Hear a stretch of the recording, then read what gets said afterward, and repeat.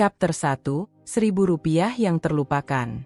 Di sebuah desa kecil di pinggiran kota, hiduplah seorang pemuda bernama Raka.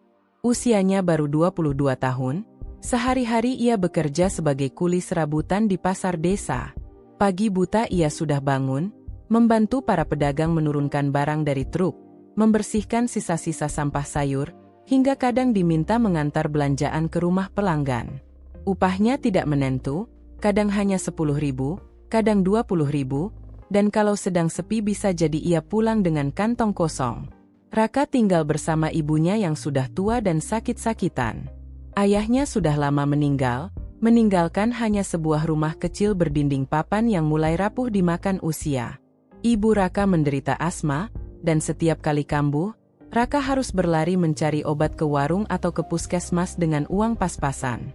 Meski begitu, ia tidak pernah mengeluh. Baginya, selama bisa melihat ibunya tersenyum, semua rasa lelah hilang begitu saja. Suatu pagi, setelah selesai membantu pedagang sayur, Raka duduk di bangku kayu dekat pintu masuk pasar. Ia mengeluarkan recehan dari saku celananya. Ada beberapa lembar uang 2.000-an, selembar 5.000-an yang sudah kusut, dan beberapa koin 1.000-an. Jumlahnya mungkin tidak sampai 20.000. Raka menghela napas. Kalau semua habis buat makan, besok aku kerja lagi, ya begitu terus, gumamnya. Di sebelahnya, seorang bapak tua berpakaian sederhana ikut duduk. Namanya Pak Anwar, penjaga kebersihan pasar yang juga sudah renta. Ia tersenyum ramah, meski wajahnya dipenuhi keriput. Kau dapat berapa hari ini, Nak Raka? Tanyanya. Sedikit, Pak. Tidak sampai 20.000. Cukup buat makan aku sama ibu nanti sore. Pak Anwar mengangguk. Syukurilah, Nak.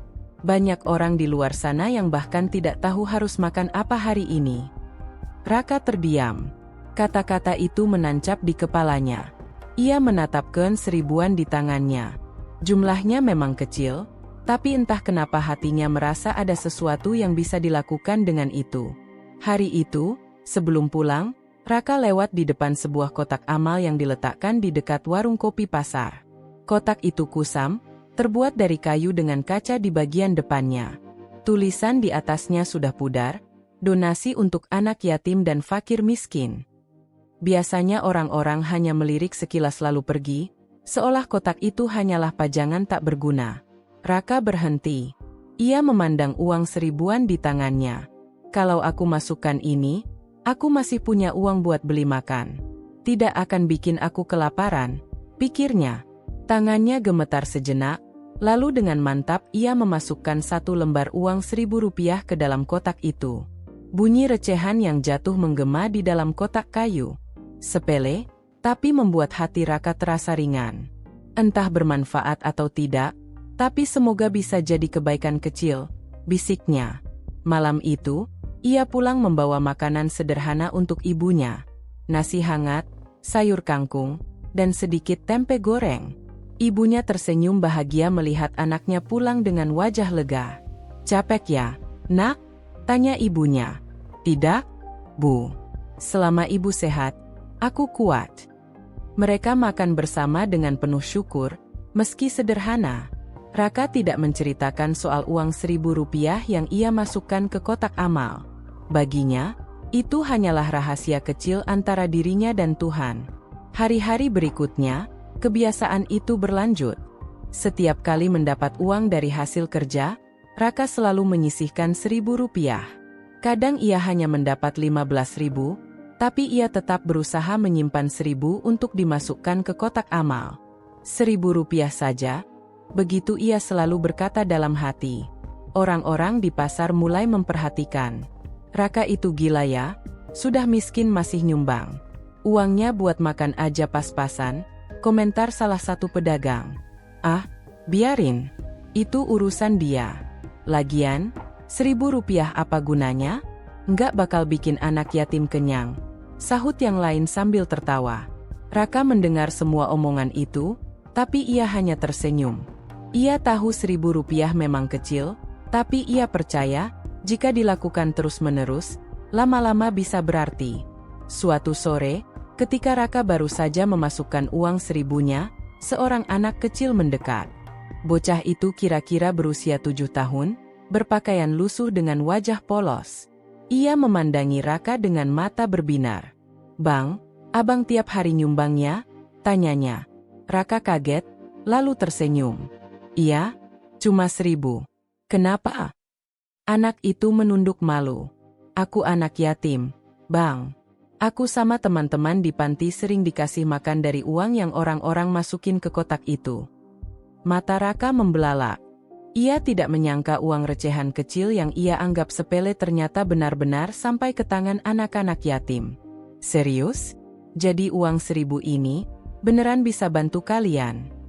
Anak itu mengangguk mantap. "Ya, Bang. Kalau banyak orang nyumbang 1000-1000, kami bisa makan nasi sama lauk, nggak cuma bubur kosong." Raka tercekat. Tenggorokannya kering. Tiba-tiba, rasa lelah dan hinaan yang pernah ia dengar hilang begitu saja. Yang tersisa hanyalah rasa hangat di dadanya. Sejak saat itu, semangat Raka semakin besar. Ia mulai mengajak beberapa teman di pasar untuk melakukan hal yang sama. "Ayo, 1000 rupiah aja. Nggak bakal bikin kalian miskin. Tapi kalau kita kumpulin, bisa jadi berkah besar." Awalnya hanya 1-2 orang yang ikut, tapi lambat laun semakin banyak yang tergerak. Pedagang sayur, tukang becak, bahkan pemilik warung kopi pun ikut-ikutan menyisihkan receh. Kotak amal yang dulunya sepi kini mulai sering terisi. Namun, tidak semua orang senang dengan itu. Ada beberapa yang mencibir. Paling nanti uangnya dikorupsi pengurus yayasan. Percuma, 1000 rupiah itu nggak ada artinya. Atau jangan-jangan si Raka cuma cari perhatian. Ucapan-ucapan itu kadang terdengar pedas, tapi Raka tidak peduli. Ia hanya ingat senyum anak kecil yang ditemuinya tempo hari.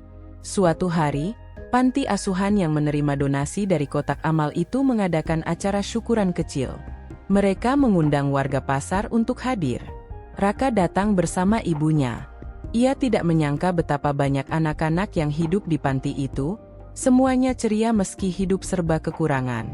Pemilik panti, seorang wanita parubaya bernama Bu Siti, berdiri di depan dan berkata, "Alhamdulillah, berkat bantuan dari kotak amal di pasar, kami bisa memberi makan anak-anak setiap hari.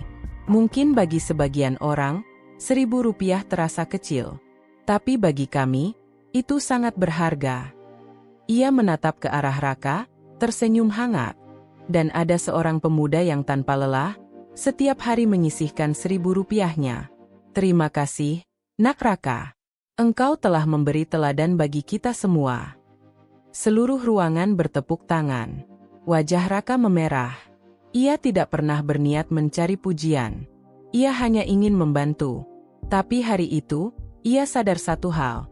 1000 rupiah bukan hanya sekadar uang receh, melainkan benih kebaikan yang bisa tumbuh menjadi pohon besar jika disiram dengan keikhlasan. Malamnya, Raka duduk di depan rumah bersama ibunya. Bulan bersinar terang, angin malam berhembus lembut. Ibunya menatap Raka dengan mata berkaca-kaca. "Raka, ibu bangga padamu. Kau mungkin tidak kaya, tapi hatimu lebih kaya daripada siapapun yang ibu kenal." Raka tersenyum kecil. "Aku cuma melakukan hal kecil, Bu. Cuma 1000 rupiah. Tapi 1000 rupiah itu, Nak, sudah membuat banyak orang tersenyum. Jangan pernah berhenti." Raka menunduk, hatinya bergetar. Ia tidak tahu apa yang akan terjadi ke depan. Tapi satu hal yang ia yakini, mulai dari 1000 rupiah, ia bisa jadi penolong banyak orang. Hari-hari setelah acara syukuran di panti asuhan itu terasa berbeda bagi Raka. Banyak orang di pasar yang sebelumnya hanya mencibir, kini mulai mengangguk ramah padanya. Sebagian pedagang bahkan ikut rutin menyisihkan 1000 rupiah ke kotak amal setiap kali mendapat penghasilan. Kotak yang dulunya sepi kini semakin sering berbunyi oleh uang receh dan lembaran kecil yang dimasukkan orang-orang. Namun, seperti pepatah mengatakan, tidak semua orang senang melihat orang lain berbuat baik. Kebaikan Raka yang sederhana itu mulai memancing rasa iri dan dengki dari segelintir orang. Suatu pagi, ketika Raka sedang membantu menurunkan sayuran dari truk, seorang pedagang beras bernama Bang Rudi mendekat. Ia terkenal pelit dan suka mencari keuntungan sendiri. Dengan suara keras ia berkata, si Raka ini sok dermawan. Katanya tiap hari nyumbang, tapi lihat bajunya. Lusuh, compang-camping. Kalau benar mau nyumbang, mending perbaiki penampilan dulu, baru nolong orang lain. Beberapa orang menoleh, ada yang tersenyum sinis, ada pula yang terdiam tak enak. Raka mengusap keringatnya, mencoba tetap tenang. Bang, Rp1.000 itu kecil. Saya nyumbang bukan karena saya kaya, tapi karena saya ingin berbagi. Kalau harus nunggu kaya dulu, mungkin sampai mati saya nggak sempat nolong siapapun. Jawab Raka pelan. Jawaban itu membuat beberapa orang mengangguk kagum, tapi Bang Rudi mendengus kesal lalu pergi. Meski demikian, cibiran terus datang. Ada saja yang meremehkan. Rp1.000 apa gunanya? Cuma bisa beli permen. Atau jangan-jangan uang 1.000 itu cuma trik dia biar dipuji orang-orang. Kalau benar ikhlas, nggak usah diumbar-umbar. Raka mendengar semua bisikan itu. Kadang hatinya goyah. Malam hari, saat ia menghitung sisa uang di tangan, sering muncul godaan. Kalau 1.000 ini aku simpan, bisa buat beli nasi bungkus tambahan. Kenapa harus dikasih orang lain? Tapi setiap kali ia teringat wajah anak kecil yang pernah menemuinya di depan kotak amal, hatinya kembali teguh. Ia tahu, sekecil apapun kebaikan, kalau dilakukan dengan ikhlas, pasti berarti. Suatu sore, Raka sedang duduk di dekat kotak amal setelah memasukkan Rp1.000. Tiba-tiba seorang ibu muda datang tergopoh-gopoh. Wajahnya panik, matanya berkaca-kaca. Ia membawa seorang anak kecil yang tampak lemas. Maaf, ada yang bisa bantu? Anak saya pingsan, belum makan dari pagi, ucapnya dengan suara serak. Orang-orang di sekitar pasar hanya terdiam. Ada yang menoleh sebentar lalu melanjutkan aktivitas, ada pula yang berpura-pura sibuk. Raka berdiri cepat, menahan tubuh si bocah agar tidak jatuh. Ia merogoh saku celananya, menemukan selembar 5.000-an dan beberapa receh. Tanpa ragu ia menyerahkan semua uang itu kepada si ibu. Bu, pakai uang ini buat beli makanan dulu untuk anaknya. Jangan pikirkan apa-apa, yang penting dia makan. Air mata ibu itu menetes. Terima kasih, Nak. Tuhan pasti balas kebaikanmu. Raka hanya tersenyum. Ia tidak memikirkan balasan. Yang penting anak itu selamat. Namun, kejadian itu justru membuat orang-orang kembali membicarakan dirinya. Lihat tuh, uangnya sendiri pas-pasan, tapi masih kasih orang lain. Apa dia nggak mikirin ibunya di rumah?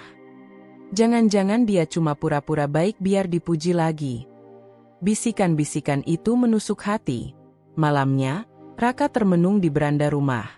Ibunya yang duduk di sampingnya melihat raut wajah anaknya yang murung. Kenapa, Nak? Kau kelihatan banyak pikiran. Raka menunduk. Bu, orang-orang bilang aku sok dermawan. Mereka bilang aku cuma cari pujian. Ibunya tersenyum lembut, lalu menggenggam tangan Raka. Nak, dalam hidup ini, selalu akan ada yang mencibir. Tapi ingat, kita berbuat baik bukan untuk mereka, melainkan untuk Tuhan. Biarlah orang menilai sesuka hati, yang penting hatimu tetap ikhlas. Kata-kata itu membuat Raka menitikkan air mata. Ia memeluk ibunya erat, berjanji dalam hati tidak akan berhenti berbuat baik hanya karena omongan orang. Beberapa minggu kemudian, kotak amal pasar itu kembali menjadi bahan perbincangan. Kali ini bukan karena Raka, melainkan karena seseorang mencoba mencurinya. Suatu malam, ketika pasar sudah sepi, seorang pria kedapatan hendak membobol kotak itu. Untungnya ada satpam yang berjaga dan berhasil menangkapnya. Berita itu menyebar keesokan harinya, membuat banyak orang heboh. Pantas saja kotak itu jarang penuh. Ternyata ada yang mau nyolong. Kalau uangnya dicuri, percuma dong kita nyumbang. Sebagian orang mulai ragu untuk kembali berdonasi. Jumlah uang yang masuk ke kotak menurun drastis. Melihat itu, hati Raka sedih. Ia tidak ingin semangat orang-orang padam hanya karena ulah satu pencuri. Maka ia berdiri di tengah kerumunan dan berkata lantang, "Teman-teman, jangan biarkan satu orang jahat menghentikan kebaikan kita. Kalau kita berhenti nyumbang, berarti pencuri itu menang. Tapi kalau kita terus berbagi, sekecil apapun, kita buktikan bahwa kebaikan selalu lebih kuat dari kejahatan." Kata-kata itu menggugah banyak orang. Perlahan, mereka kembali berani memasukkan uang, meski hanya recehan. Kotak amal kembali terisi, dan semangat itu hidup lagi. Di balik semua itu, Raka juga menghadapi cobaan lain yang lebih berat. Kondisi kesehatan ibunya semakin memburuk. Asma yang diderita sang ibu semakin sering kambuh, membuat Raka harus bolak-balik ke puskesmas. Biaya berobat makin menekan, sementara penghasilannya tidak bertambah banyak. Suatu malam, setelah ibunya tertidur, Raka duduk sendirian. Ia menghitung uang hasil kerja hari itu, hanya 20.000. Kalau aku sisihkan 1.000 untuk kotak amal, tinggal 19.000. Cukupkah untuk beli obat dan makan besok? Kepalanya dipenuhi dilema. Untuk pertama kalinya sejak ia memulai kebiasaan itu, hatinya benar-benar goyah. Apakah aku terlalu memaksakan diri? Apa benar 1.000 rupiah ini berguna? Bukankah lebih baik kupakai untuk kebutuhan ibu? Ia menutup wajahnya dengan kedua tangan. Air matanya menetes. Namun, di saat yang sama, ia teringat wajah anak-anak yatim di panti. Senyum mereka, tawa mereka, ucapan terima kasih mereka. Hatinya kembali bergetar. Aku tidak boleh berhenti. 1.000 rupiah ini bukan hanya uang, tapi doa. Selama aku ikhlas, Tuhan pasti bantu aku juga. Dengan tekad bulat, ia menyisihkan lagi 1.000 rupiah ke dalam sebuah amplop kecil, siap dibawa ke pasar esok hari. Keesokan harinya, sesuatu yang mengejutkan terjadi. Setelah memasukkan 1.000 rupiah ke kotak amal, Raka kembali bekerja mengangkut barang. Tiba-tiba, seorang pria berkemeja rapi menghampirinya. "Kamu Raka?" tanya pria itu. "Iya, Pak. Ada apa?" "Saya dengar kamu yang tiap hari nyumbang ke kotak amal ini." "Benar." Raka mengangguk malu. "Iya, Pak. Tapi cuma 1.000 rupiah, nggak seberapa." Pria itu tersenyum. "Nama saya Pak Hendra. Saya pengurus panti asuhan bersama Bu Siti. Kami ingin berterima kasih langsung. Jangan remehkan 1.000 rupiahmu, Nak. Karena berkat itu, anak-anak bisa tetap makan. Bahkan, semangatmu membuat banyak orang lain ikut berdonasi." Raka terdiam, matanya berkaca-kaca. Tiba-tiba semua keraguan semalam terasa lenyap. "Teruslah lakukan kebaikanmu, Nak. Jangan pedulikan cibiran orang. Percayalah, kebaikan sekecil apapun tidak akan pernah sia-sia." Malamnya, Raka merenung. Hidupnya memang penuh cobaan, tapi ia mulai mengerti satu hal. Cibiran adalah ujian bagi keikhlasan, dan cobaan adalah jalan agar manusia semakin dekat dengan Tuhan. Ia menggenggamkan 1.000-an di tangannya, tersenyum. "Mulai dari 1.000 rupiah, aku akan terus melangkah. Tidak peduli sekecil apapun, aku akan tetap berbuat baik." Dan di balik tekad itu, takdir besar sudah menantinya di masa depan. Pagi itu pasar lebih ramai dari biasanya. Udara masih sejuk, embun menempel di dedaunan, dan aroma sayuran segar bercampur dengan wangi gorengan yang digoreng di warung kopi dekat pintu masuk. Raka berjalan sambil menggendong karung bawang di pundaknya, wajahnya berkeringat, tapi hatinya ringan. Seperti biasa, setelah menerima upah dari pedagang, ia langsung menyisihkan 1.000 rupiah ke dalam kotak amal kayu yang sudah mulai penuh. "Assalamualaikum, ini 1.000 rupiah hari ini," gumamnya pelan sambil tersenyum. Tindakan kecil itu rupanya sudah tidak asing lagi bagi orang-orang pasar. Banyak mata memperhatikannya, kali ini bukan dengan cemooh, melainkan dengan rasa penasaran bercampur kagum. Beberapa pedagang sayur yang biasanya hanya menonton kini mulai tergerak. Bu Yati, pedagang kangkung, membuka dompetnya yang lusuh. Ia mengeluarkan selembar 2.000-an, lalu memasukkannya ke kotak. "Aku ikutan juga, Kak. Biar nggak seberapa, semoga bermanfaat." Tak lama, Seorang tukang becak bernama Pak Jono juga merogoh saku celananya. Dengan tangan bergetar ia memasukkan koin 1000-an. Aku nggak punya banyak, tapi kalau bareng-bareng pasti jadi besar. Melihat itu, beberapa pedagang lain ikut menyusul. Dalam sekejap, kotak amal yang dulu sering sepi kini ramai dikerumuni orang. Raka menatap pemandangan itu dengan mata berkaca-kaca. Ia tidak menyangka, kebiasaan kecilnya mampu menular menjadi gelombang kebaikan. Beberapa minggu kemudian, sebuah koran lokal datang meliput pasar.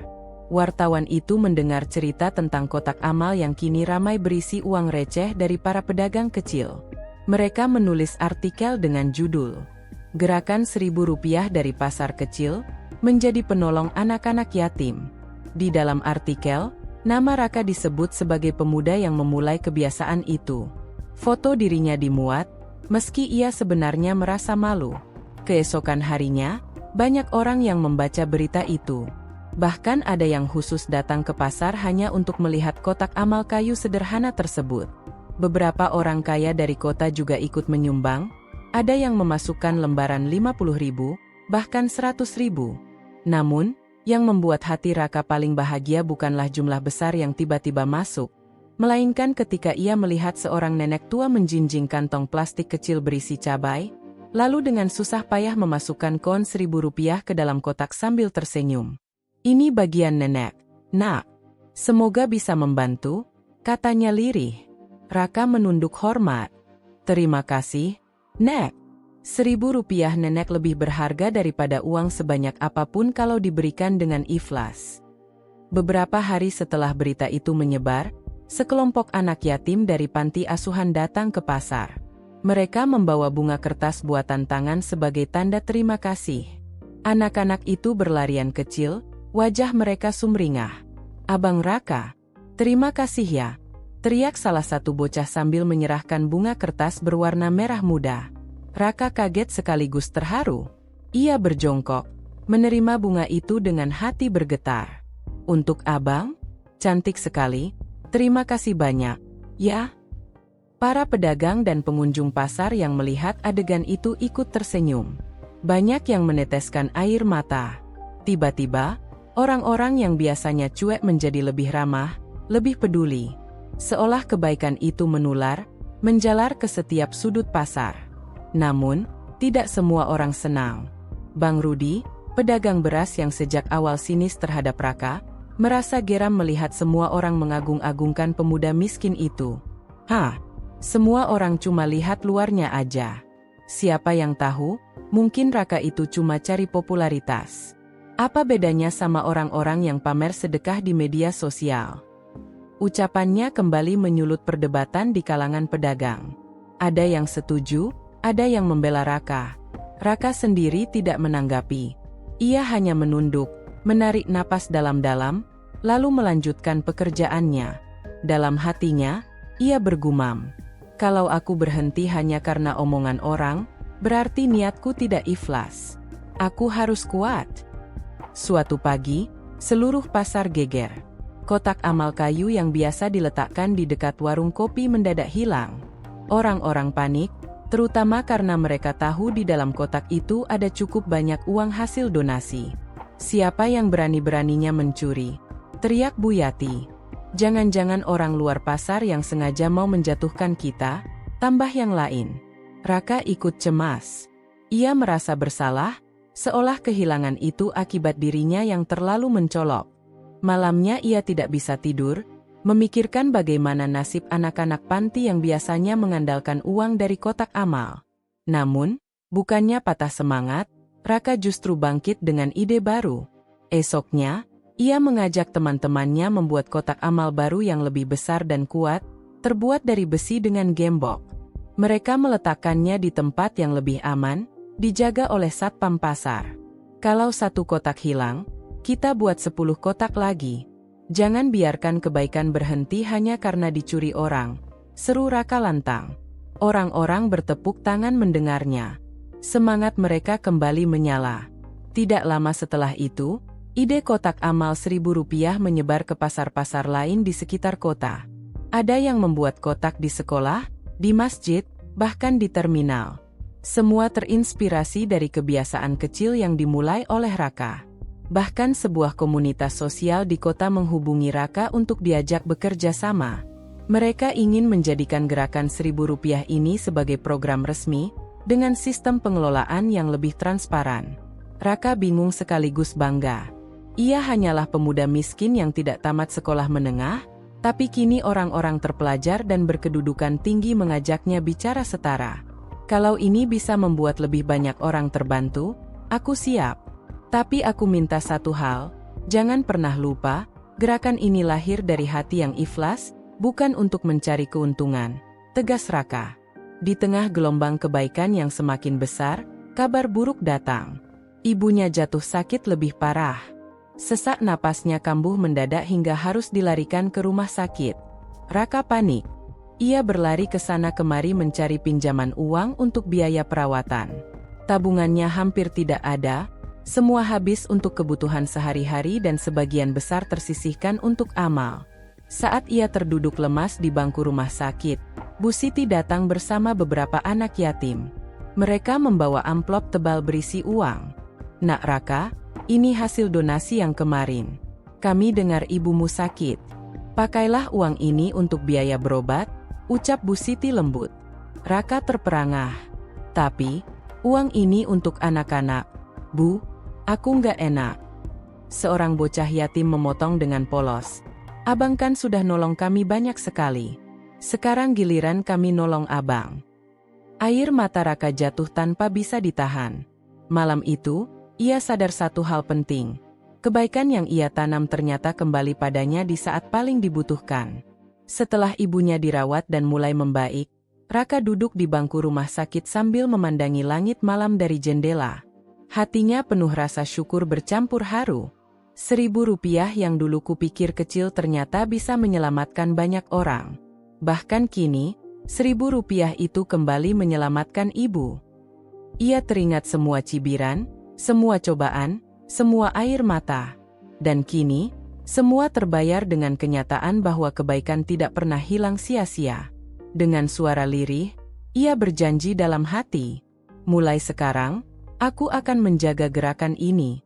Aku akan pastikan Rp1.000 ini terus menjadi penolong banyak orang, bahkan setelah aku tiada. Angin sore berhembus pelan di gang sempit tempat Arif tinggal. Hari itu berbeda. Biasanya ia hanya duduk termenung setelah pulang kerja, menunggu malam tiba sambil meneguk teh hangat di gelas kaleng lusuh. Namun sore itu, rumah kontrakannya yang sederhana dipenuhi suara orang. Beberapa tetangga duduk lesehan di lantai, sebagian anak-anak mengintip dari jendela. Mereka semua berkumpul karena satu hal, ingin tahu lebih jauh tentang gerakan kecil Arif yang mulai menyebar. Pak RT, seorang pria paruh baya dengan wajah tegas tapi lembut hati, duduk di hadapan Arif. Jadi benar, Rif, kamu tiap hari nyisihin Rp1.000 buat ditabung, lalu uangnya dipakai nolong orang? Tanyanya dengan nada penuh penasaran. Arif mengangguk pelan. Ya, Pak. Awalnya cuma buat saya pribadi, buat belajar ikhlas. Tapi ternyata ketika dikumpulin, uang kecil itu bisa jadi sesuatu.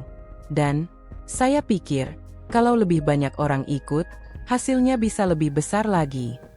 Seisi ruangan terdiam sejenak. Lalu salah satu tetangga, Bu Rini, mengangkat tangan. Mas Arif, kalau saya juga ikut nyisihin 1.000 tiap hari, uangnya nanti dipakai buat apa? Arif tersenyum. Buat kebutuhan mendesak tetangga kita sendiri, Bu. Misalnya ada anak yang gak bisa bayar SPP, atau ada yang sakit tapi belum sempat beli obat. Kita gotong royong. Uang ini bukan buat disimpan, tapi buat jalan kebaikan. Suasana mendadak riuh. Satu persatu orang mengangguk setuju. Ada yang langsung mengeluarkan recehan dari dompetnya, ada juga yang berjanji mulai besok akan menabung Rp1.000 setiap hari. Pak RT menghela napas panjang, lalu menepuk bahu Arif. Kamu sudah bikin saya malu, Rif. Selama ini kita sibuk dengan urusan masing-masing, tapi lupa kalau kebaikan bisa dimulai sekecil itu. Mulai sekarang, saya ikut. Kita bikin wadah khusus ya, biar teratur. Arif terharu. Matanya memerah, Tapi ia menunduk agar orang-orang tak melihat. Ia tak pernah membayangkan, kebiasaan kecilnya yang dulu dianggap sepele kini bisa menyalakan api semangat di hati orang lain. Malam itu, Arif tak bisa tidur. Ia berbaring menatap langit-langit rumah kontrakan, mendengar suara motor lewat sesekali di jalan besar. Hatinya penuh syukur sekaligus cemas. Apa aku siap memikul tanggung jawab ini? Gumamnya. Bayangan wajah-wajah tetangga tadi sore muncul dalam pikirannya. Senyum mereka, harapan mereka, seakan menyerahkan sesuatu yang lebih besar dari sekadar uang Rp1.000. Itu adalah kepercayaan. Arif bangkit, mengambil buku tulis bekas dari atas meja kecil. Ia menuliskan sesuatu di halaman pertama. Tabungan Rp1.000 kebaikan, catatan harian.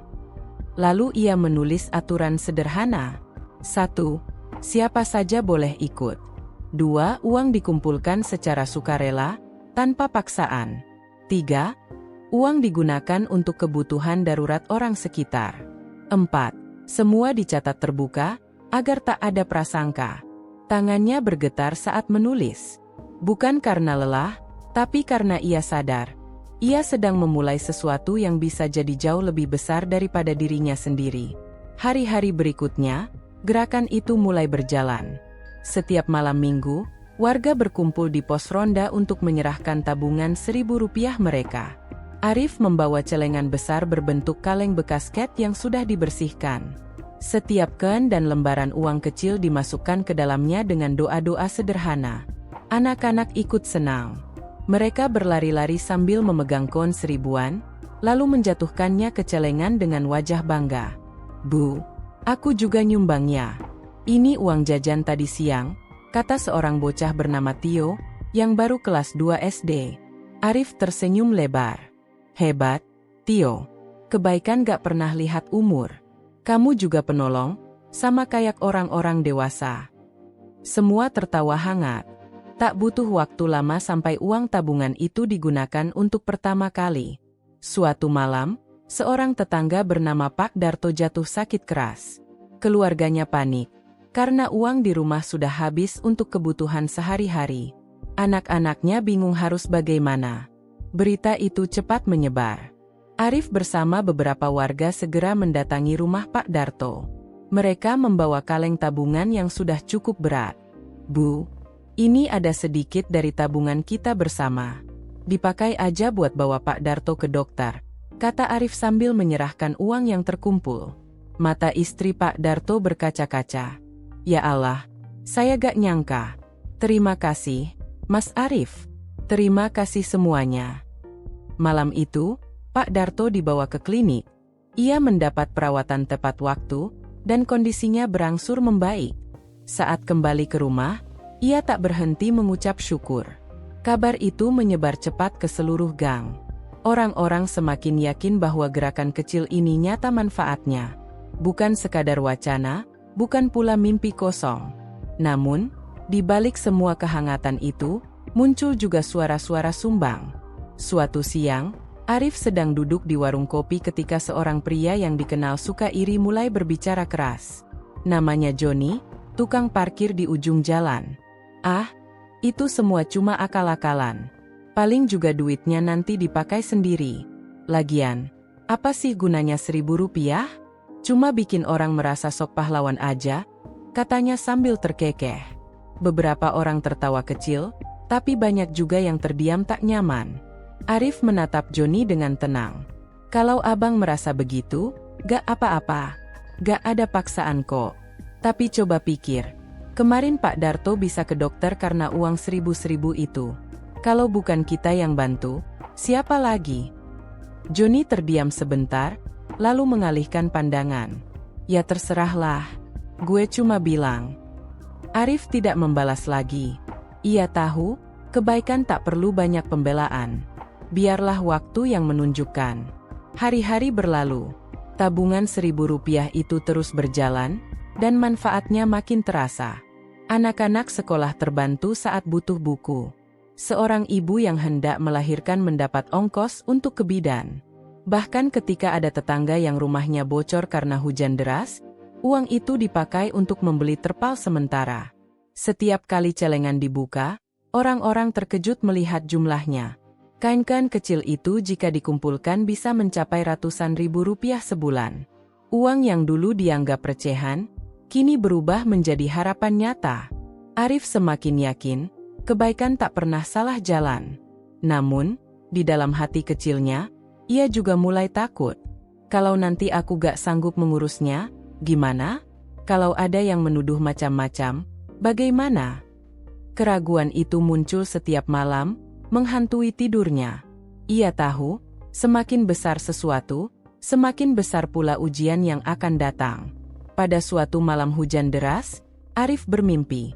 Dalam mimpinya, ia melihat sekumpulan koin Rp1.000 berubah menjadi cahaya, lalu membentuk tangan-tangan yang saling menggenggam. Suara samar terdengar, kebaikan kecil yang kau mulai akan terus tumbuh, tapi jangan pernah biarkan hatimu kotor oleh kesombongan. Arif terbangun dengan keringat dingin. Ia duduk terdiam, menatap kaleng tabungan di pojok kamar. Hatinya bergetar. Malam itu ia berdoa, lebih khusyuk dari biasanya. Ya Allah, jangan biarkan aku tergoda oleh pujian atau rasa bangga. Biarkan aku tetap rendah hati. Jadikan Rp1.000 ini bukan hanya uang, tapi jalan menuju keberkahan. Besoknya, Pak RT datang ke rumah Arif. Ia membawa kabar yang membuat jantung Arif berdebar. Rif, kemarin ada wartawan lokal dengar tentang kegiatan kita. Mereka mau liput. Katanya ini inspiratif, bisa jadi contoh buat daerah lain. Arif kaget. Wartawan? Waduh, Pak, saya takut kalau ini jadi sorotan, niat ikhlasnya malah hilang. Pak RT tertawa kecil. Justru sebaliknya, Rif. Kebaikan itu kalau disebar bisa menular. Bayangkan kalau kampung lain ikut nyisihin Rp1.000 juga. Berapa banyak orang yang bisa terbantu? Arif terdiam lama. Ia tahu, ini bisa jadi awal perubahan besar. Tapi ia juga sadar, godaan dan ujian akan lebih berat. Di dalam hati, ia berbisik, apakah aku siap? Pagi itu, langit cerah setelah semalaman diguyur hujan. Jalanan gang kecil tempat Arif tinggal masih basah, namun udara terasa segar. Di pos ronda, sudah ada keramaian tak biasa. Beberapa orang berpakaian rapi terlihat memegang kamera dan buku catatan. Mereka adalah wartawan dari sebuah media lokal yang datang untuk meliput. Arif berdiri di depan rumah kontrakannya dengan wajah gelisah. Ia merasa canggung. Bukan karena takut difoto atau diwawancara, tapi karena khawatir niat kebaikan yang ikhlas berubah jadi kebanggaan kosong. Pak RT menepuk bahunya. Tenang saja, Rif.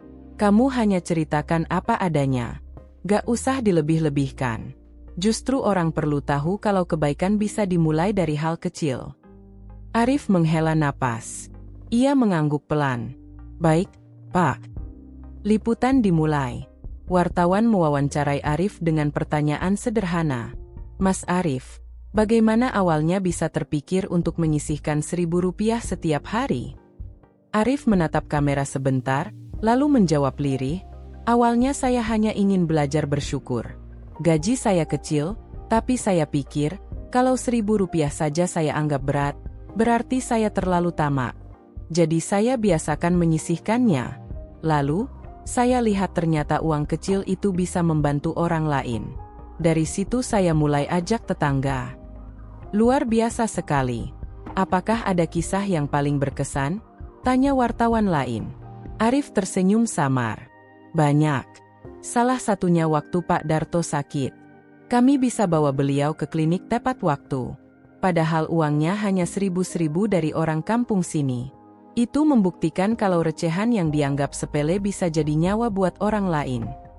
Wartawan mencatat cepat, kamera merekam setiap kata. Selesai liputan, mereka menyalami Arif dan warga. Terima kasih. Kisah ini pasti menginspirasi banyak orang. Arif hanya menunduk. Dalam hati ia berdoa, semoga benar-benar jadi inspirasi, bukan sekadar berita sesaat. Beberapa minggu kemudian, berita tentang gerakan Rp1.000 kebaikan viral di media sosial. Banyak orang tergerak menirunya. Ada sekolah yang membuat program celengan kebaikan Di kelas, ada kantor kecil yang tiap karyawan menyisihkan Rp1.000 setiap pagi. Bahkan sebuah komunitas di kota besar menghubungi Arif, ingin belajar cara mengelola dengan sederhana dan transparan. Arif kaget melihat dampaknya. Ia tak pernah menyangka, kebiasaannya yang dulu dianggap aneh kini jadi gerakan luas. Namun, di balik itu semua, tantangan juga semakin berat. Ada pihak yang mencoba menunggangi. Beberapa oknum datang menawarkan sponsor dengan syarat nama mereka dipasang besar-besar. Ada pula yang menyarankan agar Arif mengurus izin organisasi, dengan iming-iming bisa mendapat dana besar dari luar negeri. Arif bimbang. Ia tak ingin gerakan ini berubah jadi bisnis atau ajang cari nama. Ia ingin tetap sederhana, tetap murni. Suatu malam, ia berbicara dengan Pak RT. "Pak, saya takut kalau gerakan ini jadi terlalu besar. Nanti malah ada orang-orang yang punya niat lain ikut campur. Padahal niat awalnya cuma untuk nolong tetangga." Pak RT menatapnya dalam. "Rif, kebaikan memang selalu diuji. Tapi ingat, kalau kita jaga niat, insya Allah jalannya tetap lurus. Kita gak perlu menolak orang yang mau bantu, tapi jangan biarkan mereka merusak tujuan.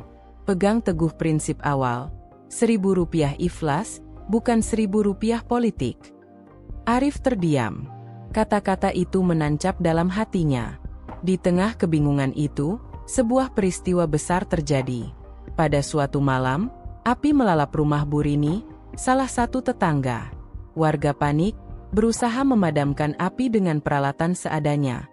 Meski berhasil dipadamkan sebelum merembet ke rumah lain, sebagian besar isi rumah Bu Rini hangus. Ia menangis pilu, tak tahu harus bagaimana. Suaminya hanya seorang buruh lepas, tabungan mereka pun nyaris tak ada. Keesokan harinya, warga berkumpul di pos ronda. Arif berdiri di depan, membawa kaleng besar berisi tabungan kebaikan. "Teman-teman, uang ini kita kumpulkan bersama. Mari kita gunakan untuk membantu Bu Rini membangun kembali rumahnya. Mungkin gak bisa mengganti semuanya, tapi setidaknya jadi awal." Orang-orang mengangguk setuju. Mereka lalu menambah sumbangan di luar tabungan rutin. Ada yang menyumbang pakaian, ada yang menyumbang kasur bekas, ada pula yang menawarkan tenaga untuk memperbaiki rumah. Bu Rini terisak haru. "Saya gak nyangka, kalian semua keluarga saya. Terima kasih, Mas Arif. Kalau bukan karena gerakan Rp1.000 ini, saya mungkin sudah putus asa." Arif merasakan dadanya sesak oleh rasa syukur. Ia sadar, inilah esensi dari semua yang dilakukan. Kebersamaan. Hari-hari berlalu. Rumah Bu Rini perlahan berdiri kembali, meski sederhana. Anak-anaknya bisa tidur dengan atap di atas kepala. Senyum kembali menghiasi wajahnya. Gerakan Rp1.000 itu semakin kuat. Kini tak hanya soal uang, tapi juga soal hati yang saling peduli. Orang-orang tak lagi merasa sendirian. Mereka tahu, jika ada kesulitan, akan ada tangan-tangan yang siap mengulurkan bantuan. Arif duduk di beranda rumahnya suatu sore, memandang anak-anak berlari sambil tertawa. Di pangkuannya ada celengan kaleng yang kini sudah berkarat karena sering dipakai. Ia mengusapnya perlahan, seperti benda berharga. "Si kecil yang jadi awal segalanya," gumamnya. Beberapa bulan kemudian, Arif mendapat undangan untuk berbicara di sebuah acara komunitas di kota. Tema acaranya adalah kebaikan dari hal kecil. Awalnya ia ragu. Ia bukan pembicara, bukan tokoh besar. Ia hanya pemuda sederhana yang kerja serabutan. Tapi warga mendorongnya. "Pergilah, Rif. Ceritakan apa adanya. Biar orang lain juga belajar." Akhirnya, Arif berangkat dengan pakaian sederhana, membawa kaleng tabungan berkarat itu sebagai simbol. Di atas panggung, ia berbicara dengan suara bergetar. "Saya bukan siapa-siapa. Saya hanya orang kecil. Tapi saya belajar bahwa Rp1.000 yang kita anggap sepele bisa jadi harapan besar kalau dikumpulkan bersama. Jangan pernah remehkan kebaikan kecil, karena bisa jadi itu menyelamatkan hidup seseorang." Para hadirin terdiam, lalu memberikan tepuk tangan panjang. Banyak mata berkaca-kaca mendengarnya. Hari itu, Arif pulang dengan hati tenang. Ia tahu, tugasnya bukan jadi pahlawan. Tugasnya hanya menjaga agar api kebaikan kecil itu tetap menyala. Malam itu, sebelum tidur, Arif menulis di buku catatan. Hari ini aku belajar bahwa bukan aku yang menolong orang, tapi Allah yang menolong lewat Rp1.000 yang dititipkan. Aku hanya jadi jalan. Semoga aku tak pernah lupa. Ia menutup buku, lalu tersenyum. Di luar, suara jangkrik menemani malam. Arif tahu, perjalanan masih panjang. Tapi ia juga tahu, ia tidak lagi sendiri. Ada banyak hati yang kini bergerak bersama. Dan semua itu berawal dari satu hal kecil, Rp1.000. Beberapa tahun kemudian, gerakan itu tetap berjalan. Sudah banyak orang terbantu, sudah banyak cerita lahir dari celengan kecil itu. Arif tetap hidup sederhana, tetap bekerja serabutan, tetap menabung Rp1.000 setiap hari. Ia tak pernah ingin disebut pahlawan. Baginya, cukup jika orang-orang di kampungnya tak lagi merasa sendirian ketika menghadapi kesulitan. Karena bagi Arif, Rp1.000.000 mungkin terasa besar. Tapi Rp1.000 yang ikhlas, bisa berarti 1.000.000 makna. Tamat.